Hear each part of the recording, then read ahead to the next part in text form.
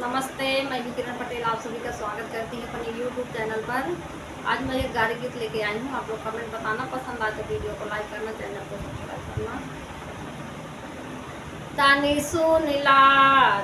सुनिला दुल्हे हमार गारी, तानी सुनिला दुल्हे हमार गारी, तानी सुनिला।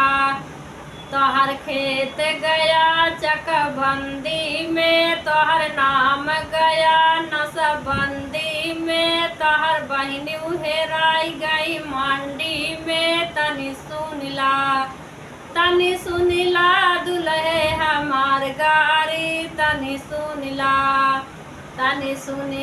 समधी हमार गारी, तनी सुनिला समधी हमार गारी, तनी सुनिला। तोहर खेत गया चकबंदी में, तोहर नाम गया नसबंदी में, तोहर बहिन हेराई गई मंडी में। तनी सुनिला समधी हमार गारी, तनी सुनिला यगुआ हमार गारी, तनी सुनिला यगुआ हमार गारी, तनी सुनिला। तोहर खेत गया चकबंदी में, तोहर नाम गया नसबंदी में, तोहर बहिन हेराई गई मंडी में।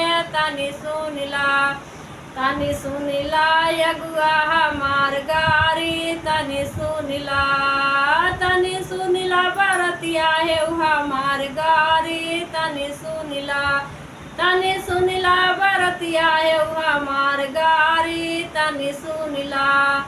तोहर खेत गया चकबंदी में, तोहर नाम गया नसबंदी में, तोहर बहिन हेराई गई मंडी में।